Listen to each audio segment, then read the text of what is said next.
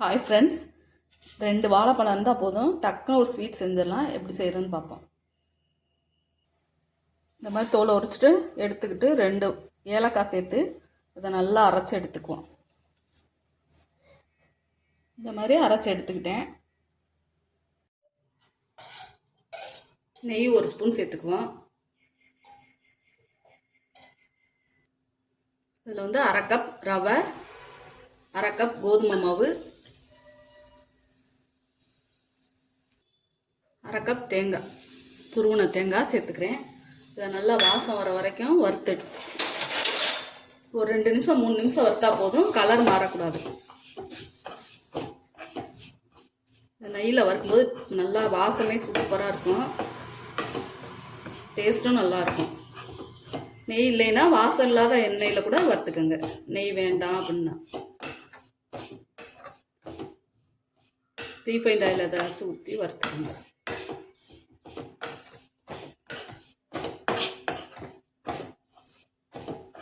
இந்த ஸ்நாக்ஸ் டக்குன்னு செஞ்சிடலாம். சாயங்காலம் ஸ்கூல் விட்டு வர்றப்போ கூட இதை செஞ்சு கொடுத்துடலாம். நம்ம சூடாக வீட்டில் இருக்க பொருளை வச்சே செஞ்சிடலாம் ஈஸியாக.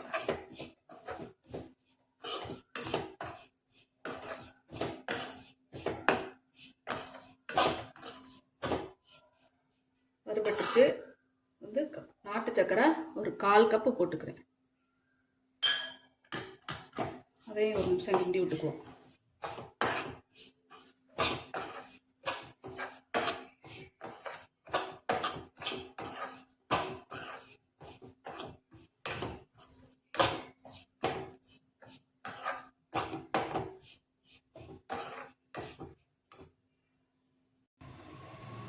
இந்த அரைச்சி வச்சிருக்க வாழைப்பழத்தையும் இதோட சேர்த்துக்குவோம்.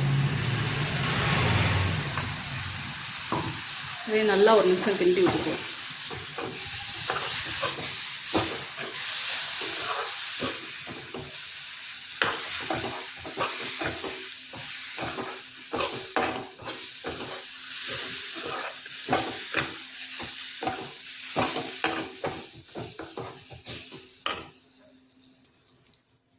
இது கலருக்காக ஒரு பிஞ்சு மட்டும் மஞ்சள் பொடி சேர்த்துக்குவோம்.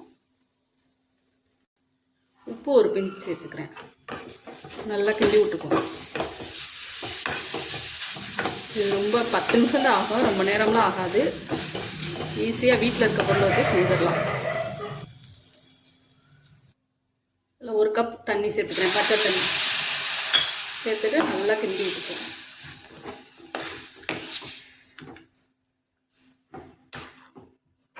நல்லா அந்த தண்ணியெல்லாம் உறிஞ்சி வெந்து வந்துடும். அது வரைக்கும் கிண்டி விட்டுக்குவோம். ரவை இருக்கிறனால சீக்கிரமே தண்ணி வற்றிடும்.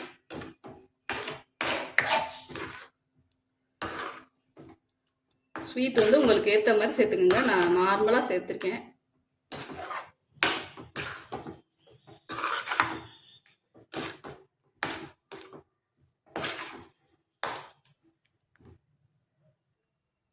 நல்லா தண்ணியெலாம் வற்றி வந்துடுச்சு. இதை அப்படியே ஆறட்டும் கொஞ்ச நேரம்.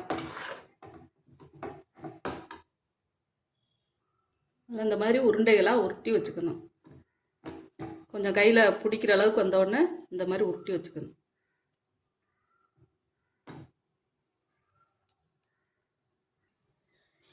சட்டி சூடாகிடுச்சு, பணியாரக்கல். இது நெய் கொஞ்சம் சேர்த்துக்குவோம்.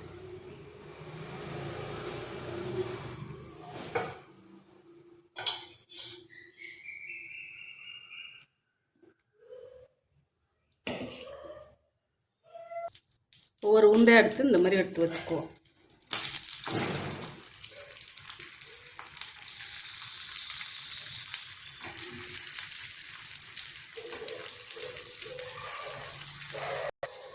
மீடியம் ஃப்ளேமில் வச்சுக்கணும். நல்லா இந்த மாதிரி திருப்பி திருப்பி விட்டு எல்லா சைடும் வேகிற மாதிரி வச்சுக்கணும்.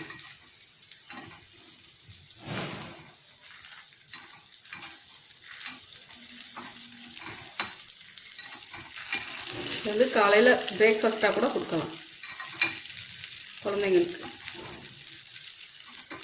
நல்ல ஒரு ஹெல்த்தியான ஸ்நாக்ஸு.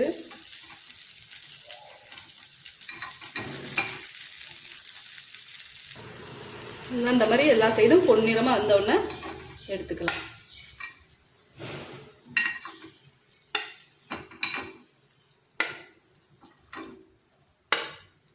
சீக்கிரமும் செஞ்சிடலாம், நல்ல ஹெல்த்தியான ஒரு ஸ்நாக்ஸும்.